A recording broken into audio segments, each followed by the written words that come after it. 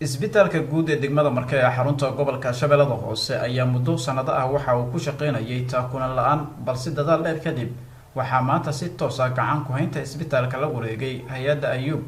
maamulka degmada Marka ee xarunta gobolka Shabeellada Hoose ayaa u mahadceliyay wasaaradda caafimaadka ee dowlad goboleedka Koonfur Galbeed Soomaaliya oo dadaal dheer ku bixisay sidii loo heli lahaa hay'ad fangaraysa isbitaalka guud ee degmada Marka. agaasimaha guud ee isbitaalka degmada Marka ee xarunta gobolka Shabeellada Hoose Sheekh Cabdullaahi Garweyne ayaa ugu horeyn u mahadceliyay hay'adda Ayuub oo si toos ah maanta kula wareegtay maamulka isbitaalka guud ee degmada Marka ee xarunta gobolka Shabeellada Hoose. maanta oo taariikhdu tahay 12 bishii January 2020 isbitaalka gobolka ee Marka waxaa ka dhacay shir ay ka soo qayb galeen maamulka degmada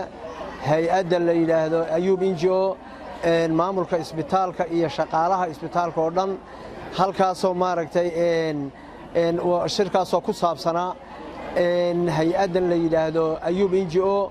oo isbitaalka maxay ahaydey la wareegtay gacan ku hayntiisa iyo maaragtay hadii la yiraahdo wadidiisa ayuu shirkaas ku saabsanaa sidaa darteed shaqaaluhuna maaragtay hadii la yiraahdo aad bay ugu farxeen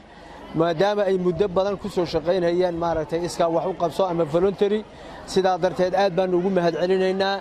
hay'adda NGO maaragtay Ayuub NGO oo runtii horeyba gacanta ugu haysay wax badan u tirisay isbitaalka maantana si buuxda gacanta ugu qabatay una cadeysay isbitaalka waxa ay u qabanayso hadii Ilaahay yiraahdo mustaqbalka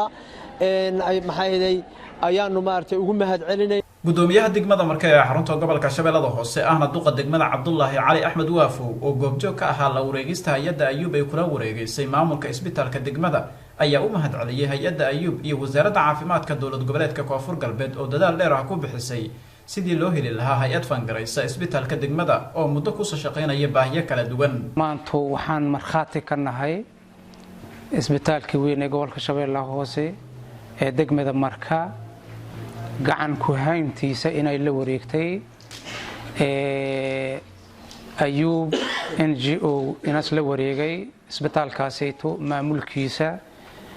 iyo maxaa la yiraahdaa horumarintiisaba waxaan leeyahay Ayuub ku soo dhawaaw isbitaalku sida aad u jeedid wuu bilaaban yahay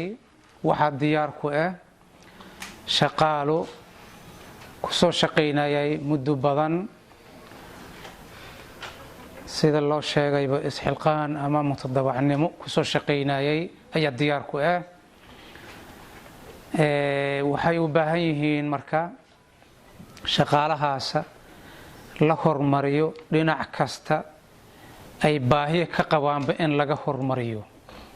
sida Dr. Nuun uu sheegay haday tahay dhinaca tababarada haday tahay dhinaca maaragtay dhaqaalaha haday tahay adeegyada kale ee bukaanka fududeynayo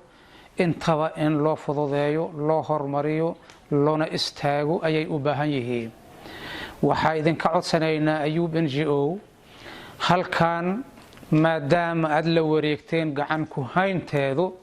maanta ay taariikhdu tahay Janaayo 12 Janaayo 2020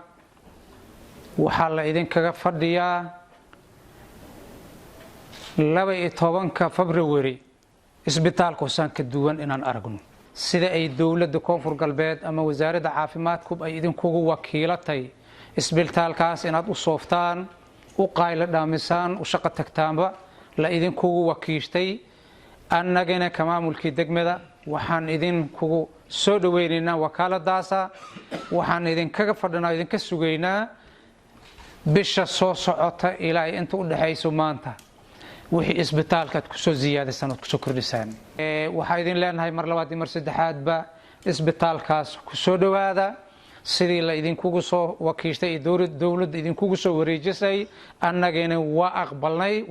wakaaladaas dawladnimada leh. isbitaalka guud ee degmada Marka ee xarunta gobolka Shabeellada Hoose ayaa muddo sanado ah waxa uu ku shaqeynayay baahiyo kala duwan haddii ay ahaan lahayd qalab yari daawo la'aan iyo mushaar la'aan haysato shaqaalaha guud ee degmada Marka waxaana la filayaa hay'adda Ayuub in waxyaabahaas oo dhan ay wax ka bedesho. Aweys Muumin Xasan Aweys okay raadiyaha iyo telefishinka koonfur galbeed magaalada markaa.